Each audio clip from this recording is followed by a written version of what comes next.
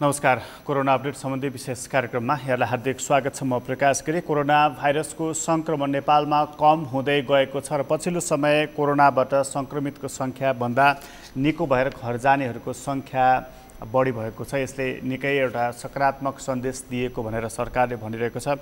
अहिले कोरोनाबाट सङ्क्रमित भएर आइसोलेसनमा बस्ने मानिसहरूको सङ्ख्या 8174 रहेको छ भने कोरोनाबाट निको भएर जाने मानिसहरूको सङ्ख्या 8589 रहेको छ। यो निकै सुखद सन्देश हो र अहिलेसम्म कोरोना भाइरसको कारण 38 जना मानिसको मृत्यु भएको छ र 16801 जना मानिसहरूमा यसको सङ्क्रमण देखा परेको छ र कोरोनाको यो सङ्क्रमण देखा पर्दाखेरि अब नियन्त्रणको दिशातर्फ गएको सरकारले ठानेको छ। तर मानिसहरू भनिरहेका छन् कि नेपालमा अहिले जसरी कोरोनाको परीक्षण भएको छ यो कमजोर प्रकृतिको छ र कमजोर प्रकारको भएको हुनाले यो सङ्क्रमण को बारेमा व्यापक स्तरमा परीक्षण गरिनुपर्दछ भनेर भन्न थालिएको छ। विज्ञहरूको यस्तै खालको सुझाव रहेको छ। तर अहिलेसम्म जम्मा 23784 जना मानिसहरू मात्रै क्वारेन्टिनमा बसिरहेका छन् र ती मानिसहरू जो क्वारेन्टिनमा बसिरहेका छन् ती मानिसहरूको परीक्षण हुनु त स्वाभाविक नै हो, तर त्यसभन्दा बाहिर पनि परीक्षण गरिनु पर्दछ भनेर चर्चाहरू चल्न थालेको छ। तर परीक्षण चाहिँ भएको छैन। यसरी कोरोनाको सङ्क्रमणको बारेमा नेपालमा चर्चा भइरहँदाखेरि कोरोनाभन्दा ठुलो समस्या नेपालमा अहिले तत्कालको लागि चाहिँ प्रकोपको भएको छ। बर्खा, बाढी र पहिरो अनि डुबानी यो खालको समस्याले गर्दाखेरि नेपालको पहाडी भेगहरूमा पहिरो जाने, घरहरू बगाउने, मानिसहरू बेपत्ता हुने, मानिसहरूको मृत्यु हुने, ठुलो जनधनको क्षति यो खालको काम भइरहेको छ, जसले गर्दाखेरि निकै ठुलो पिरलो हामीलाई पारेको छ। र कोरोना अपडेटमा हामी कोरोनाको बारेमा त कुरा गर्ने नै छौँ, तर सुरुवातमा चाहिँ हामी यो कोरोनाभन्दा यो बाढी पहिरोको कारण परेको असरको बारेमा कुराकानी गर्नेछौँ। एकछिन हामी म्याग्दीतर्फ लाग्नेछौँ। म्याग्दीमा यस्तै ठुलो क्षति गरेको छ बाढी र पहिरोले र अहिले त्यहाँको बर्खाको पहिरोको स्थिति के छ त्यसबारेमा बुझ्नेछौँ। हाम्रो सहकर्मी सन्तोष गौतम हुनुहुन्छ यति बेला। सन्तोषजी। हजुर प्रकाशजी। अब यो बर्खा अनि पहिरोले निकै ठुलो क्षति गर्यो म्याग्दीमा। अब अहिले चाहिँ यसको पछिल्लो अपडेट चाहिँ के छ? हजुर प्रकाशजी, अस्ति 25 गते म्याग्दीको धौलागिरी गाउँपालिका 7 मराङ, मालिका गाउँपालिका 7 बिमोमा पहिरोको कारणले गर्दाखेरि बेपत्ता भएका 28 जनाको शव प्राप्त भएको छ। त्यसै गरी 4 जना बेपत्ता छन् र अब ती ठाउँहरू भौगोलिक रूपमा विकट भएको कारणले गर्दाखेरि र त्यहाँ अरू सञ्चार, सडक जस्ता सुविधाहरू पनि यतिखेर अवरुद्ध भएको कारणले गर्दाखेरि अहिले तिनीहरूलाई राहत, त्यसपछि उनीहरूको बसोबास व्यवस्थापनका कामहरूमा निकै कठिनाइ भएको देखिन्छ। बेपत्ताहरूको खोजी त भइरहेको छ। अब तर त्यहाँको व्यवस्थापकीय पक्षमा हेर्दाखेरि चाहिँ निकै नै चुनौतीपूर्ण र जटिल बनेको जस्तो देखिन्छ प्रकाशजी। सन्तोषजी, जस्तो यो तपाईँले जुन 28 जनाको शव फेला परेको, 4 जना अलि पनि बेपत्ता भएको कुरा गर्नुभयो, जस्तो अस्ति हामी कुरा गर्दै थियौँ यो विपद भएकै दिनमा कि काठमाडौँबाट हेलिकप्टर ल्याउने अपेक्षा गरिएको छ, त्यो प्रतीक्षा पनि गरिएको छ, मौसमको कारणले सम्भव भएन भनेर। यो जो मानिसहरू बेपत्ता भएका मानिसहरूकै शवको रूपमा जुन फेला परिने भनेको समयमा उद्धार भएको भए त उनीहरू सायद बाँच्दथे होलान्। समयमा उद्धार गर्नको लागि चाहिँ कमजोरी चाहिँ कताबाट भएको रहेछ सन्तोषजी? प्रकाशजी, ती जो मृत भेटिए उनीहरू पुरिएको अवस्थामा र अलि अब त्यो जीवित भेटिने जस्तो अवस्थामा चाहिँ थिएनन् तिनीहरूको शवको प्रकृति हेर्दाखेरि। र अब उनीहरूको अरू हिसाबले हेर्दाखेरि यो अलि ढिलाइ किन भयो, जटिलता किन भयो भन्दाखेरि अब पहिलो दिन 26 गतेको दिन त्यहाँ अब मौसमको प्रतिकूलता, पानी पनि परिराखेको, बादल लागेको, त्यसै गरेर त्यो सडकबाट पनि जान नसक्ने अवस्था, बाटाहरू, सडक पनि र अर्को पैदल मार्ग पनि सबै बगाएको, पहिरोले बगाएको कारणले गर्दाखेरि त्यहाँ सुरक्षाकर्मी पनि पुग्न सकेनन्, अरू बाहिरबाट मान्छे जान सकेनन् र हेलिकप्टर पनि जान सकेन। र 27 गते मात्रै त्यहाँ हेलिकप्टरबाट, स्थलमार्गबाट मानिसहरू, सुरक्षाकर्मीहरू पुगे र बेपत्ताको शव खोजी गरे, सुरु गरे। त्यही दिनै 27 जनाको शव भेटिएको थियो नि, हिजो 1 जनाको शव थियो र अरूको पनि अहिले खोजी भइरहेकै छ। र अलिकति यो हामीले हेर्दाखेरि म पनि हिजो त्यहाँ ठाउँमा पुगेँ र हेर्दाखेरि यो भौगोलिक रूपमा विकट भएको ठाउँमा यसरी चाहिँ विपद भयो भनेपछि कसरी व्यवस्थापन गर्ने भनेर हाम्रो राज्य संयन्त्र र त्यहाँको पालिका यहाँको जिल्ला स्तरको चाहिँ विपद व्यवस्थापन समिति, प्रदेश सरकार, सङ्घीय सरकारसँग अलिकति योजना चाहिँ नभएको चाहिँ मैले महसुस गरेँ। र अहिले पनि के छ भने मृतक र घाइतेहरूको त उद्धार, मृतकको शव भेटा र शवजात पनि गरिएको छ, घाइतेहरूको उद्धार गरेर अस्पतालमा पनि पुर्याइएको छ। र अब जो घरबास गुमाएकाहरू मानिसहरू अहिले सामुदायिक भवन, विद्यालय, त्यसै गरी अरू ठाउँहरूमा बसिरहेका छन्, कोही ताकेर बारीमा बसेका छन् र उनीहरूलाई व्यवस्थापन गर्नुपर्ने काम चाहिँ चुनौती छ। जस्तो डिमा र मराङमा पहिरो गएर त्यहाँ मानिसहरूको मृत्यु भयो। छिमेकी गाउँ साकम र देवीस्थानमा पनि यो पहिरोले जमिनहरू चिराचिरा परेर त्यसपछि घरहरू चर्किएर मानिसहरू चाहिँ बस्नै नसक्ने अवस्थामा देखिएको छ। त्यसले गर्दाखेरि अब ती घर कसका घर क्षति भएको हो, कसको पहिरोले बगेको हो, कसको घर बस्नै नमिल्ने छ, कसलाई चाहिँ कसरी अब व्यवस्थापन गर्ने भन्ने विषयमा चाहिँ अहिलेसम्म काम हुन सकेको छैन। अहिलेसम्मको काम भनेको जो त्यो विस्थापित भएर बसेकाहरूलाई चामल पुर्याइएको छ, खाद्यान्नहरू पुर्याइएको छ र अब अरू चाहिँ जुन उनीहरूलाई अस्थायी बसोबासको लागि थप अस्थायीको कुरा, बसोबासको व्यवस्थापन कुरा भयो। धेरै मानिसहरू एकै ठाउँमा हुँदाखेरि अब अहिले कोरोनाको जोखिम पनि छ, अरू रोगहरू, सरुवा रोगहरूको पनि जोखिम छ, साफसफाइको समस्या होला, खानेपानीको समस्या होला, त्यसै गरेर अरू सडक यातायातका कुरा, सञ्चार, विद्युतका पनि अवरुद्ध भएका छन्। यी सबै अवरुद्ध भएको कारणले गर्दाखेरि अब अस्तव्यस्त जस्तो बनेको छ। म त्यहाँ हिजो पुग्दाखेरि पहाडहरू पहिरोले चिरेर छिया देखिन्थे अथवा चिरा देखिन्थे र मानिसहरूको मन चाहिँ छियाको प्रकार चाहिँ। ओहो, बडा गम्भीर र कहाली लाग्दो स्थिति रहेछ सन्तोषजी। तपाईँले जुन भन्नुभयो नि जमिन चिरा परेको, घरहरू चर्किएको, जो मानिसहरूले घर गुमाएका छन् उनीहरूलाई सामुदायिक उसमा हलमा ल्याएर त राखिएको छ, तर अब कति मानिसको क्षति भयो, ती कति मानिसहरू जोखिमयुक्त स्थलमा छन् भन्ने कुराको मूल्याङ्कन चाहिँ अझै भइसकेको छैन। त्यसभएदेखि हजुर अहिलेसम्म अब यो जुन अब यतिजना भनेर अब अलिकति यो समग्रमा सोलोटोलोमा चाहिँ ल यतिजना मान्छे फलानु ठाउँमा यति विस्थापित भए, यतिजना सङ्ख्या, घर सङ्ख्या पनि छैन। अहिलेसम्म 900-895 समथिङ चाहिँ प्रहरीले डेटा निकालेको छ सङ्ख्याको हिसाबले। तर यति घरका, यो घरका यतिजना मान्छे, फलानु मान्छे यसरी विस्थापित छन् भन्ने तथ्याङ्क चाहिँ अहिलेसम्म निकालिएको छैन। कि अब यो जनप्रतिनिधिहरू र सुरक्षा निकायको सबैको ध्यान चाहिँ सब खोज्नमै भयो र अरू उद्धारको कामहरू गर्नेहरूको पनि यहाँ हेर्दाखेरि त्यहाँ पुगेर काम गर्ने भन्दा पनि हेलिकप्टर चढेर त्यहाँ भ्रमण गर्न गएको जस्तो पो गरेको भनेर पो आरोप लागिरहेको छ सरकार। अनि छ नि जस्तो सन्तोषजी, जस्तो यो स्थानीय अब जनप्रतिनिधिहरू, अहिले तपाईँले एउटा बडा महत्त्वपूर्ण कुरा गर्नुभयो कि हाम्रो राज्य संयन्त्रको ध्यान चाहिँ नि जब विपद पर्छ त्यसपछि मात्र अगाडि बढ्ने देखियो, पूर्व तयारीको पाटोमा कमजोरी देखियो। अब अहिले चाहिँ जस्तो कति क्षति भयो, कतिलाई अझ क्षति हुन सक्दछ भन्ने कुराको मूल्याङ्कन त भएको छैन, तर कति मानिसहरूले घरबास गुमाएर कति मानिसलाई त्यो सामुदायिक भवनमा ल्याएर राखिएको छ त्यसको आँकडा छ? त्यसको आँकडा पनि ठ्याक्कै एक्ज्याक्ट रूपमा चाहिँ पाइएको छैन प्रकाशजी। जसले गर्दाखेरि अब यो रात दिनेहरूले पनि कसरी दिन चाहनेहरूले पनि त्यसको कसरी दिने, के दिने भन्ने उनीहरूलाई पनि अन्यल छ र निकायलाई पनि अब भनौँ त्यहाँ रात वितरण कसरी गर्ने अथवा कसलाई के आवश्यक हो भन्ने आवश्यकताको पहिचान गर्न पनि समस्या छ। यो अलि भद्रगोल जस्तो अस्तव्यस्त जस्तो देखिन्छ। अब त्यहाँ हेर्दाखेरि जनप्रतिनिधिहरू पनि एउटा बस्तीबाट अर्को बस्तीमा पनि जान नसकेको अवस्था छ, किनकि उहाँहरू चाहिँ चाहेर पनि जान सक्नु भएको छैन। बाटो सबै सडक पनि छैन र हिँडेर जाने बाटो पनि बगाएको छ सबै र भिडपाडा भएको कारणले गर्दाखेरि त्यहाँ भएका जनप्रतिनिधिहरू पनि जो जहाँ छ त्यहीँ काम गरिरहेको जस्तो देखियो। अब अरू ठाउँबाट जाने मानिसहरूलाई जान पनि कठिनाइ छ। त्यसपछि त्यहाँ भएका मानिसहरूलाई त्यो अभिलेखहरू तथ्याङ्क सङ्कलन गर्न पनि समस्या छ र अब फोन पनि लागेको छैन त्यतातिर। टेलिकम अथवा एनसेल कम्पनीको सञ्चार सुविधा पनि त्यहाँ अहिले बन्द छ र विद्युत पनि सुविधा छैन। सडकको त झन् पुरै नगरौँ, झुलुङ्गे पुल, अरू मोटरेबल पुलका अस्थायी पुलहरू पनि बगाएको अवस्था छ प्रकाशजी। अनि सन्तोषी जस्तो यो अब यो सञ्चार पनि विच्छेद भएको, अब मानिसहरूलाई कसरी राख्ने भन्ने कुराको पनि एउटा प्रपर व्यवस्थापन नभएको त देखियो नै। अब जस्तो त्यो जुन हेलिकप्टरहरू गएका छन् उद्धारको लागि भने तिनीहरूले चाहिँ वास्तविक रूपमा उद्धार गर्नको लागि कति मद्दत गरेका छन्? जनप्रतिनिधिहरूको भूमिका यसबिचमा चाहिँ कस्तो देखियो? यसको यो रात के अरे यो स्थानीय स्तरमा व्यवस्थापनको हिसाबले त गर्दाखेरि स्थानीय त्यहाँका पालिकाका र वडाका जनप्रतिनिधिको भूमिका त महत्त्वपूर्ण नै देखिएको छ अहिलेसम्म।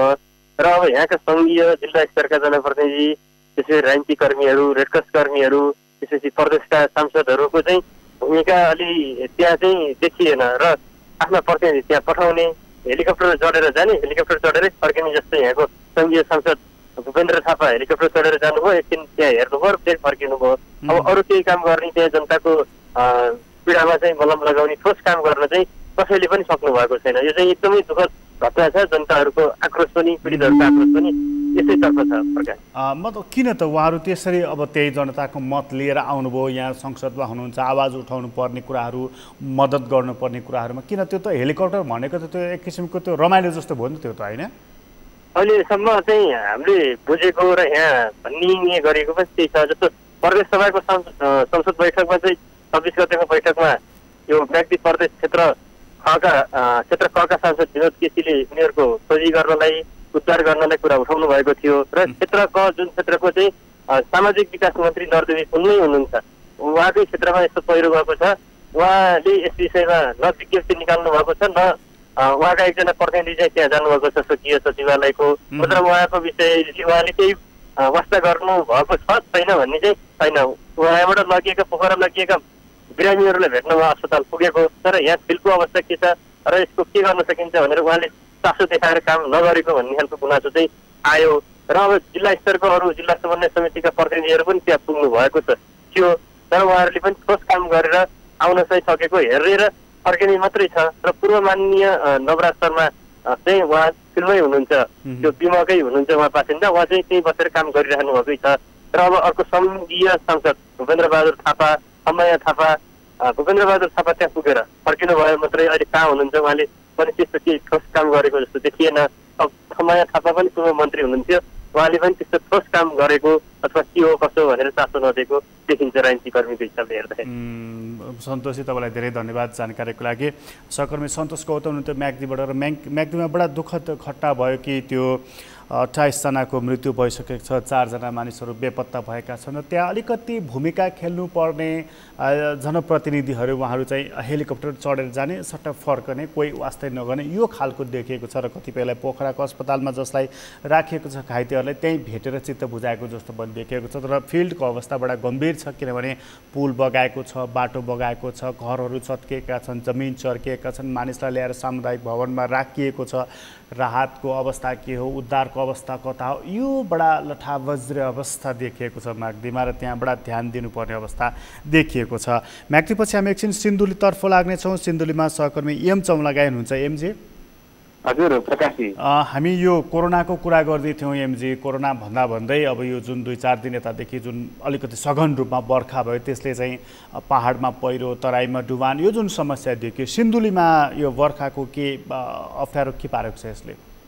प्रकाशजी, सिन्धुलीमा पनि 4 दिनदेखि लगातार वर्षा हुने क्रम जारी छ। यद्यपि ठुलो वर्षा भने सिन्धुलीमा भएको छैन, सामान्य वर्षा, त्यस्तै खालको पानी परिरहेको अवस्था छ। त्यसले खतराको ठुलो वर्षा भयो भने चाहिँ पहिरो जाने खतराहरू चाहिँ एकदम बढेको छ भन्ने खालको यहाँ एक किसिमको तर्कहरू हुन थालेका छन्। पानी आउने क्रम अहिले पनि एकैछिन पानी आउने, एकैछिन रोक्ने अवस्था भइरहेको छ। यद्यपि सिन्धुलीमा यो 4 दिनको अवस्थामा बाढी पहिरोबाट पनि झन्झनको त्यत्रो ठुलो क्षति भएको भन्ने हामीलाई जानकारी प्राप्त भएको छैन। यद्यपि यो बिपी राजमार्ग र मध्य पहाडी राजमार्ग का पहाडी क्षेत्रहरू छन्, त्यसमाथि नयाँ ट्र्याक सडकहरू खनिएको छ।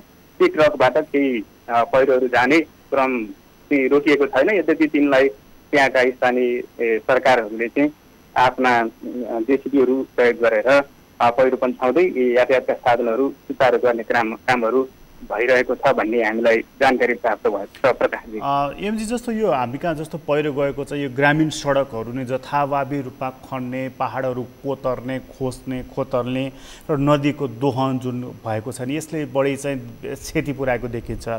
सिन्धुलीको हकमा चाहिँ यदि त्यस्तो क्षति पुग्यो भनेदेखि विपद आउँदाखेरि त्यसलाई कसरी पूर्व तयारी गर्ने, जोखिममा रहेका मानिसहरूलाई कसरी सुरक्षित ठाउँमा राख्ने, यस्तो खालको तयारी चाहिँ के छ त्यहाँ? प्रकाशजी, अब अहिले मैले केही बेर अगाडिमा चाहिँ सिन्धुलीका प्रमुख जिल्लाधिकारी सँग चाहिँ योगेन्द्र प्रसाद पाण्डेसँग चाहिँ सोधेको थिएँ। सिन्धुलीमा वर्षा भए पनि सुनकोशी, बरिन, कमला नदी लगायतका बस्तीहरूमा अहिले त्यस्तो ठुलो समुदायमै छिर्ने खालको बाढीहरू त्यस्तो आएको त्रासको अवस्था छैन भनेर उहाँले जानकारी गराउनु भएको छ। यद्यपि यो सँगसँगै स्थानीय सरकार सँगसँगै सुरक्षा निकायहरूलाई चाहिँ हामीले कुनै त्यस्तो विपद आयो भनेदेखि चाहिँ नजिकका विद्यालयहरूमा चाहिँ सुरक्षित ढङ्गले राख्ने हिसाबले हामीले अथवा नजिकका सुरक्षित ठाउँहरूमा प्रयोग गर्ने भनेर चाहिँ स्थानीय सरकारसँग हामी आफूले सल्लाह गरेको र आफ्नो सुरक्षा संयन्त्रलाई त्यही किसिमले परिचालन हुन र हाई अलर्टमा रहन चाहिँ निर्देशन गरेको भन्दा उहाँले मलाई जानकारी गराउनु भएको छ प्रकाशजी। अब जस्तो यो हाई अलर्टको त उहाँहरूले निर्देशन दिनुभयो होला, तर यो हाई अलर्ट पछि जस्तो विपद परिसकेपछि त बाजा बजाएर आउँदैन, आइपछि त आइ नै हाल्यो होइन। पूर्व तयारी जरुरी रहन्छ। हामी कहाँ सबैभन्दा ठुलो समस्या नै पूर्व तयारीको छ, त्यो गरिँदैन। आपत परिसकेपछि मात्रै रुने कराउने चिच्याउने हाम्रो त्यो बानी रहेको छ। अनि जस्तो यो अब बर्खा पहिरो डुबानले ठुलो क्षति पुर्याएको छैन, तर अर्को पनि समस्या छ नि हाम्रो कोरोनाको समस्या, त्यो चाहिँ सिन्धुलीमा चाहिँ त्यसको अवस्था के छ? सिन्धुलीको सन्दर्भमा अहिलेसम्म सिन्धुली जिल्लाबाटै पठाइएका चाहिँ PCR रिपोर्टहरूमा 10 जना कोरोना सङ्क्रमित भएका छन्। यो हिजोसम्मको तथ्याङ्क हो। 10 मध्ये 7 जना चाहिँ सिन्धुलीबाट डिस्चार्ज भइसकेको अवस्था छ भने 3 जना सिन्धुली अस्पतालमा अहिले पनि उपचारको क्रममा रहेका छन्। र यो चाहिँ समुदाय स्तरमा एकजना हाम्रो काठमाडौँमा गरिएको चाहिँ परीक्षणमा चाहिँ समुदाय स्तरको एकजना महिलालाई कोरोनाको सङ्क्रमण भयो भन्दा भएपछि यद्यपि कुन हिसाबले भयो भन्दा अझै त्यसको तथ्य चाहिँ बाहिर आइरहेको छैन। उहाँलाई चाहिँ काठमाडौँमा उपचार गर्ने क्रममा भयो अथवा सिन्धुलीमै भयो भन्दा अहिले त्यसको नतिजा आइसकेको अवस्था छैन भने अहिले 3 जना उपचाररत रहेको छ। जुन चाहिँ भारतबाटै अहिले पछिल्लो चरण लकडाउन भए पछाडि सिन्धुली प्रवेश गरेर स्थानीय तहको क्वारेन्टिनमा बसेकाहरू चाहिँ सङ्क्रमित भएको भनेर हामीलाई जानकारी प्राप्त भएको छ प्रकाश। अनि जस्तो त्यहाँ एकजना समुदाय स्तरमै रहेको मानिसलाई लाग्यो भन्नुभयो भने त्यसको चाहिँ ट्र्याक हिस्ट्री के रहेछ? त्यो यो सिन्धुलीको कमलामाई नगरपालिका अन्तर्गत यो बागमारा भन्ने ठाउँको महिला चाहिँ यो चाहिँ पत्थरीको समस्याले गर्दा सिन्धुली अस्पतालमा आउनु भएको छ र यहाँ उपचार सम्भव नभएपछि काठमाडौँ पठाइएको थियो र उहाँ चाहिँ परीक्षण गर्दा कोरोना सङ्क्रमण भएको भनेर चाहिँ पुष्टि भयो। त्यस पछाडि यहाँको चाहिँ रिपोर्टहरू सङ्कलन गरेर पठाउने काम भएको छ। त्यसको नतिजाहरू चाहिँ आइसकेको अवस्था छैन। त्यस क्षेत्रमा करिब 20 घरलाई चाहिँ बाहिर अन्यत्र नहिँड्न हिँडडुल नगर्न चाहिँ प्रशासनले अनुरोध गरेको छ। अझै यसलाई सिल गरेको छ भनेर भन्न सकिएको अवस्था छ र उहाँहरूको पनि PCR रिपोर्ट परीक्षणको लागि पठाइएको नतिजा सबैको आइसकेको छैन भनेर हामीलाई स्वास्थ्य कार्यालयले जानकारी दिएको छ। एमजी जस्तो त्यो परीक्षणको मात्रा नि जस्तो सिन्धुलीमा चाहिँ कुन स्तरमा भइरहेको छ? जो मानिस क्वारेन्टाइनमा बसेका छन् उनीहरूको मात्रै परीक्षण भइरहेको छ कि त्योभन्दा बाहिर गएर पनि परीक्षण गरिएको छ? यो त क्वारेन्टाइनमा बस्ने भन्दा बाहिरको चाहिँ परीक्षण भएको अवस्था छैन। यहाँ किटको पनि हामीलाई पर्याप्त मात्रामा चाहिँ किट प्राप्त भएको छैन भनेर यहाँका स्वास्थ्य कार्यालयले पनि भन्ने गरेको छ। स्थानीय तहहरूले अति आवश्यक किटहरूलाई चाहिँ उपलब्ध गराउने काम गरेको छ र क्वारेन्टिनमा शङ्कास्पद व्यक्तिहरूको मात्रै अहिले चाहिँ कोरोना सङ्क्रमण भएको नभएको भनेर चाहिँ परीक्षणको लागि काम भइरहेको छ। यद्यपि आरडिटी टेस्टहरू चाहिँ यसभन्दा अगाडि केही गरिएको थियो, त्यो पनि अहिले आरडिटी बन्द भएको र PCR मात्रै प्रभावकारी भएको भनेर यहाँ जनमानसबाट चाहिँ गुनासो आएपछि PCR को किटहरू चाहिँ एकदम सीमित मात्रामा आउने भएको कारणले गर्दा समुदाय स्तरमा यसको परीक्षण भएको अवस्था छैन सिन्धुलीमा। एमजी जस्तो अब यो कोरोनाको जुन यो कुरा भइरहेको छ, जस्तो यो कुरा भइरहँदाखेरि एउटा परीक्षणको कुरा आइरहेको छ, त अर्को यो परीक्षण कति प्रभावकारी त्यसको पनि कुरा आइरहेको छ। यो जुन कुराहरू आइरहँदाखेरि चाहिँ अर्को एउटा चर्चा के देखिन्छ भने जस्तो स्कुलहरू सञ्चालन गर्ने आदि इत्यादि कुराहरू पनि आइरहेको छ। सिन्धुलीको हकमा चाहिँ कसरी यो कुराको व्यवस्थापन गरिएको छ?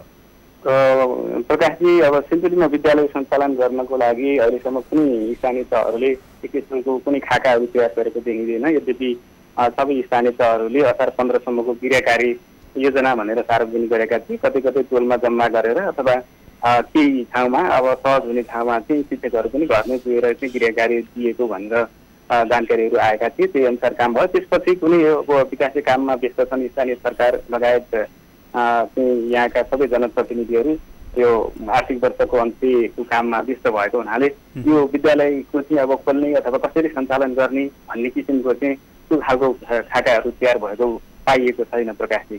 भनेपछि त्यसबारेमा कुनै त्यस्तो गम्भीर बहस अथवा छलफल भएको देखिएको छैन। तर आम रूपमा चाहिँ अब कतै स्कुल चलाएको, कतै अनलाइन क्लास लिएको आदि इत्यादि कुराहरू जुन सुनिन्छ। तर एउटा कुरा के देखियो भने जब अब कोरोनाको सङ्क्रमण हुँदाखेरि क्वारेन्टिन पनि त्यही स्कुलकै भवनलाई बनाएको छ। भोलि प्राकृतिक विपद पऱ्यो भनेदेखि पनि ल्याएर मानिसहरूलाई राख्ने त्यही स्कुलकै भवनहरू बनेका छन्। त्यस कारणले पनि स्कुलको सञ्चालनको अब समयलाई चाहिँ अलिकति त्यो चाहिँ अलिकति अनिश्चित जस्तै देखियो त्यसबेलादेखि, होइन? एकदम पक्कै पनि एकदम सिन्धुलीको हकमा पनि विद्यालय सञ्चालनको अवस्था चाहिँ अनिश्चित जस्तै देखिएको छ।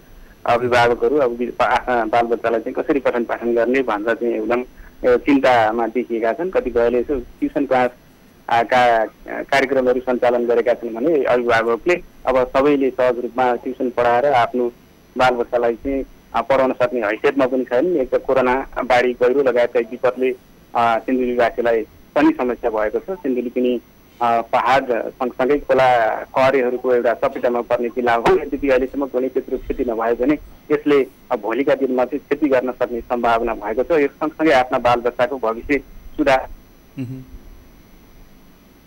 हजुर, एमजी तपाईँलाई धेरै धन्यवाद जानकारीको लागि। सहकर्मी एम चौलागाई हुनुहुन्थ्यो सिन्धुलीबाट र सिन्धुलीको अवस्थाको बारेमा कुरा गर्दै हुनुहुन्थ्यो। सिन्धुलीपछि हामी नुवाकोटतर्फ लाग्नेछौँ, नुवाकोटको अवस्थाको बारेमा कुराकानी गर्नेछौँ। नुवाकोटमा सहकर्मी रामहरि न्यौपाने हुनुहुन्छ। रामहरिजी,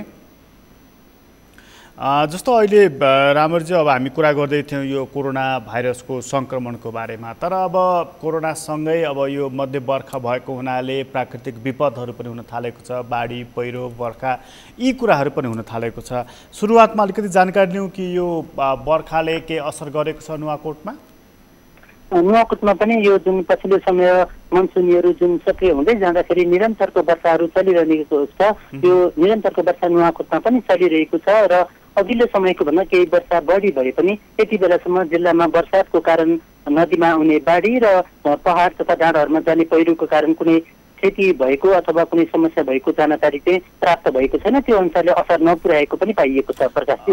अब जस्तो यो बर्खा चाहिँ अब भएको छ, बर्खाले असर गरेको छैन नुवाकोटमा। तर एउटा कुरा नि रामहरिजी, जस्तो अन्य जिल्लाहरू जहाँ प्रत्यक्ष असर गरेको छ त्यहाँ चाहिँ त्यहाँ चाहिँ जस्तो पूर्व तयारीको अभाव देखियो। जस्तो म्याग्दीमा अन्यत्र पनि यो कुराकानी गर्दाखेरि, जस्तो जाजरकोटमा कि अब विपद भइसकेपछि जो मानिसहरू घरबार विहीन हुन्छन् ती मानिसहरूलाई ल्याएर कहाँ राख्ने, कसरी राहत उपलब्ध गराउने, कसरी खानपिनको आदि इत्यादि व्यवस्था गर्ने, उपचारको पनि त्यो देखियो। तर नुवाकोटमा अब जस्तो अहिलेसम्म त्यहाँ कुनै क्षति भएको छैन, यो खुसीको कुरा हो। तर यदि विपद भयो भने कसरी त्यसको व्यवस्थापन गर्ने भनेर पूर्व तयारी केही छ त्यहाँ?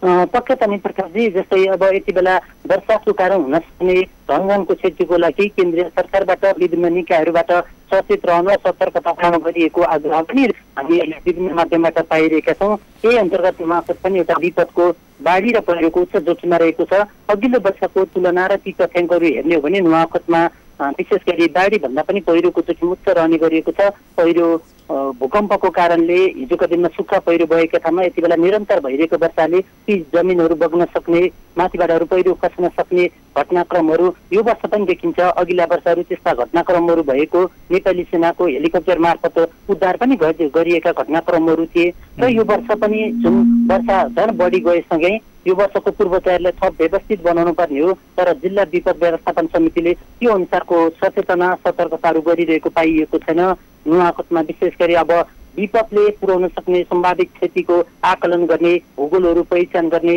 र ती भूगोलमा हुन सक्ने जोखिमका घटनाक्रमहरूलाई तत्काल उद्धार गर्न सक्ने, उद्धार पछाडि उनीहरूलाई सुरक्षित स्थानमा व्यवस्थापन, खाद्यान्न, लत्ता कपडा लगायतहरूको उपलब्ध गराउनुपर्ने सामग्रीहरूको व्यवस्थापन लगायतमा जिल्ला विपद व्यवस्थापन समिति अब स्थानीय स्थानमा पनि विपद व्यवस्थापनहरू समितिहरू रहेका छन्। ती निकायहरूले यति बेला कोरोनालाई पहिलो प्रथमतामा राखेर काम गरेको पाइएको छ भने विपदतर्फ यो सम्बन्धित निकायको ध्यान गएको र पूर्व तयारीहरू व्यवस्थित रूपमा भएको पाइँदैन प्रकाशजी।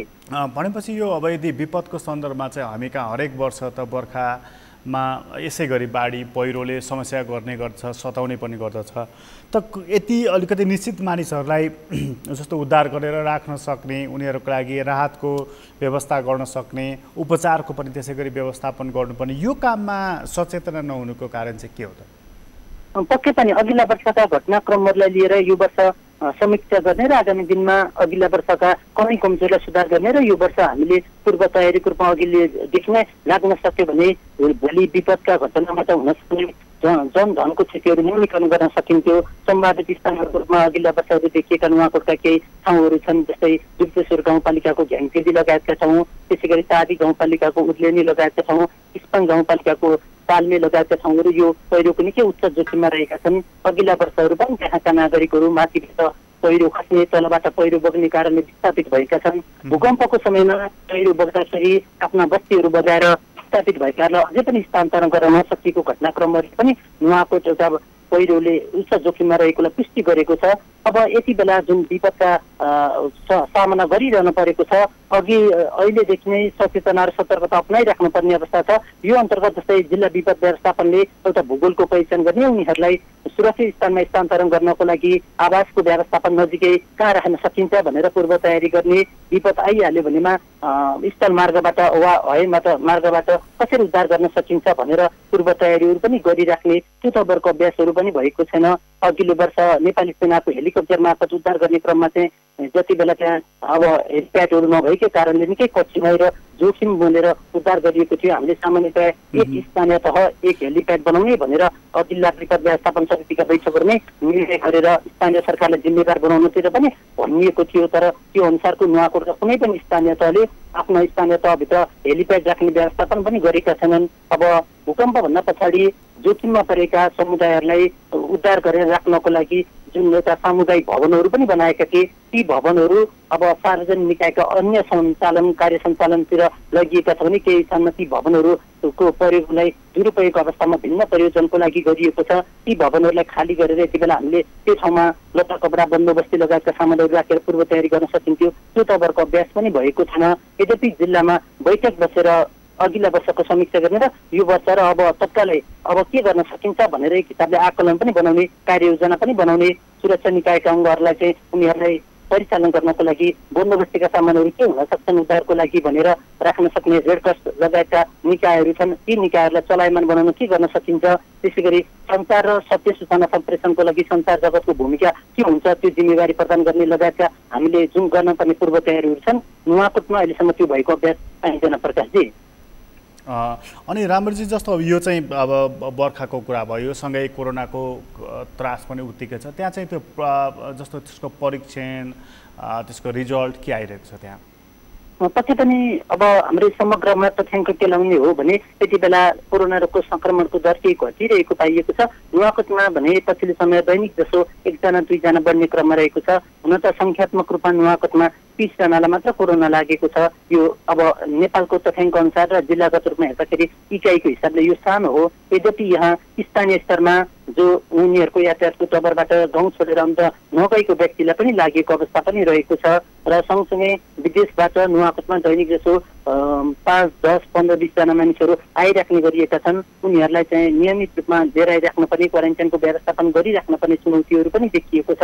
क्वारेन्टाइनमा बसिरहेका अब यति बेला कार्यालयहरू सञ्चालनमा आएका छन्। सरकारी गैर सरकारी विभिन्न संस्थाका कार्यहरू सञ्चालनमा आइसके विधामा रहेका कर्मचारीहरू पनि जुन अब विभिन्न माध्यमबाट आवजावत गर्दाखेरि एक हिसाबले जोखिमको डर पनि त्यत्तिकै रहेको छ। यसले गर्दाखेरि परीक्षणको दायराहरू बढाउनु पर्ने अनि जो बाहिरबाट आएका हुन्छन् निश्चित अवधि बसिसकेपछि सकेसम्म PCR परीक्षणै गरेर पठाउनु पर्ने हो। तर त्यो अनुसारको अभ्यास भएको पाइएको छैन। लक्षण देखिएका शङ्कास्पद व्यक्तिलाई मात्र PCR परीक्षणको दायरामा समावेश गरिएको छ भने कुनै लक्षण नभएका मानिसहरूलाई घर पठाइएको छ। यसभन्दा अगाडि देखिएका तथ्याङ्कले लक्षण बिना नै संक्रमितहरू भइरहेको अवस्थामा त्यो अभ्यास गर्नुपर्ने थियो, त्यो तर्फ पनि दिएको छैन। यद्यपि संक्रमण रोक्नको लागि यहाँका सम्बन्धित निकायहरू भने तनाखो भएर निरन्तर रूपमा लागिरहेका छन् प्रकाशजी। अनि जस्तो तपाईँले अघि भन्दै हुनुहुन्थ्यो नि त्यो समुदाय स्तरमै पनि सरेको हो कि जस्तो बाहिर कहीँ पनि नगएको मानिसलाई पनि यो रोग लागेको छ भनेर त्यसको चाहिँ बारेमा केही थप अध्ययन भएको छ? त्यसको बारेमा जिल्ला जनस्वास्थ्य कार्यालय अब र सिसिली अस्पताल जसले यो सम्बन्धीको अलिकति निकायको रूपमा त्यहाँ स्वास्थ्यकर्मी सहितको एउटा टोली पनि बनेको छ। त्यो टिमले अध्ययन गर्दाखेरि नुवाकोटमा लागेका संक्रमित मध्ये 2 जना जो स्थानीय बासिन्दाहरू हुनुहुन्छ उहाँहरूको यातायात ट्राभल हिस्ट्री कन्ट्याक्ट ट्रेसिङहरूमा उहाँहरू मापदण्ड अनुसार तानिने भन्दा बाहिरका हुन्। शङ्कास्पद लक्षण देखिएकै कारणले र उहाँहरूको आफ्नै पहुँच भएका कारणले जुन PCR परीक्षणमा उहाँहरूले नतिजा प्राप्त गरेको थिए त्यसले कोरोना रोगको संक्रमण पुष्टि गरेको छ र ती ट्राभल हिस्ट्री पनि नदेखिने परिवारका सदस्य अथवा आफ्ना छिमेकीहरू विदेशबाट आएको र उहाँहरूको संसर्गमा पनि पुगेको नपाउँदाखेरि जुन रूपमा यहीँ बसोबास गरिरहेका मानिसहरूलाई कोरोनाको लक्षण देखिएको छ, संक्रमण पुष्टि भएको छ, त्यो कहाँबाट आयो, कुन कारणले आयो, त्यो तपाईँहरूको अध्ययन हुने र यसलाई भोलिका दिनमा सचेत रहने, सुरक्षित पनि बनाउने त्यो तपाईँबाट यहाँ छलफल भएको, अध्ययन भएको पूर्व तयारी र व्यवस्थापनतर्फ लागेको चाहिँ पाइँदैन प्रकाशजी। रामरजी, तपाईँलाई धेरै धन्यवाद जानकारीको लागि। सहकर्मी रामरी नेपाली हुनुहुन्थ्यो, नुवाकोटबाट र नुवाकोटको अवस्थाको बारेमा जानकारी दिँदै हुनुहुन्थ्यो। नुवाकोटमा अहिलेसम्म बर्खाले खास ठुलो क्षति गरेको छैन, पानी यद्यपि परिरहेको छ र यो पहाडी जिल्लाहरूको समस्या बाढीभन्दा पनि पहिरोको हुने गर्दछ र अझ यो भूकम्पले जर्जर बनाएको जमिनलाई बर्खा जब निरन्तर हुने गर्दछ, पानी पर्दछ, त्यति बेला चाहिँ पहिरो जाने समस्या हुने गर्दछ। त्यो पहिरो यदि गइहाल्यो भने त्यसबाट कसरी जोखिमयुक्त बस्तीका बासिन्दाहरूलाई सुरक्षित स्थलमा राख्ने आदि इत्यादि कुराहरू चाहिँ तयारी खास देखिएको छैन। त्यसबारेमा अलिकति चिन्ता व्यक्त गरिएको छ र लमजुङमा कोरोनाको सङ्क्रमण चाहिँ करिब 30 जना मानिसमा देखिएको छ र हरेक दिन 1 जना 2 जनालाई सङ्क्रमण देखा परिरहेको छ र यो सङ्क्रमण अब समुदाय स्तरमा जो मानिस कहीँ पनि गएको छैन त्यो मानिसलाई पनि सङ्क्रमण देखा परेको छ। यसको कारण के हो खोजबिन भइरहेको छ नुवाकोटमा। नुवाकोटपछि एकछिन हामी लमजुङमा लाग्नेछौँ। लमजुङमा हाम्रा सहकर्मी हुनुहुन्छ शान्ता कमले। शान्ताजी के छ शान्ताजी, जस्तो त्यहाँ पनि अस्ति बर्खाले गर्दाखेरि अलिकति क्षति पुर्याएको थियो, अहिलेको अवस्था चाहिँ के छ? लमजुङमा जुन यो मौसम पूर्वानुमान महाशाखाले भनेअनुसार यहाँ अहिले पनि पानी परिरहेको छ। जुन 28 गतेसम्म मात्र पानी पर्छ भनेर भनेको थियो, बढी वर्षा हुन्छ र त्यसमध्ये लमजुङ पनि त्यसमा पर्छ भनेको थियो र अहिले पनि लमजुङमा वर्षा भइरहेको छ। यहाँ चाहिँ विशेषतः जुन यो मनाङसम्म जाने विशेषतः चाँदो सडक 5 दिनदेखि अवरुद्ध छ। यहाँ मनाङबाट बेसी सहर झरेका मानिसहरू अझै पनि मनाङ जान सकिरहेका छैनन्। त्यसै गरी यहाँका ग्रामीण सडकहरू सबै अवरुद्ध भएका छन्। यहाँ अहिले जुन बेसी सहर मा अन्तर्गत पनि डुम्रे बेसी सहर सडक पनि ठाउँ ठाउँमा पहिरोले भत्किएको छ र यसै गरी लमजुङका दर्जनौं घरहरू चाहिँ अब यो पहिरोको कारण जोखिममा छन् भने 150 परिवार विस्थापित हुने अवस्थामा पुगेको हामीलाई खबर प्राप्त भएको छ र यसै गरी लमजुङको जुन यो मेघा पहिरोको रूपमा चिनिने भोजे र चिप्लाको पहिरोले पनि स्थानीयहरू त्रसित भएर उहाँहरू केही दिन अगाडिदेखि नै विस्थापित भएर आफन्तको घर गएर बस्न बाध्य हुनुभएको छ। शान्ताजी, जस्तो यो मानिसहरू अब जस्तो तपाईँले भन्नुभयो करिब 150 घर परिवार चाहिँ जोखिममा रहेका छन्, बाँकी जो मानिसहरू विस्थापित भएका छन् आफन्तमा गाउँमा गएर बसेका छन् भनेर अब जस्तो हरेक बर्खामा हामी कहाँ चर्चा चल्ने गर्दछ, विपद हुन्छ, विपद भयो भनेदेखि चाहिँ त्यसको लागि पूर्व तयारी हामी यस्तो गर्ने उस्तो गर्ने अनेक खालका योजनाहरू बन्दछन्। भनेको मतलब चाहिँ जो मानिसहरू विस्थापित भएका छन् ती मानिसहरूलाई ल्याएर सुरक्षित स्थलले कहाँ राख्ने भनेर राज्य संयन्त्रले कुनै त्यस्तो तयारी गरेको छ? यहाँ चाहिँ हामीले खबर पाए अनुसार कुनै पनि स्थानीय निकाय जिल्ला प्रशासन कार्यालयले यसको तथ्याङ्क मात्र सङ्कलन गरिरहेको छ।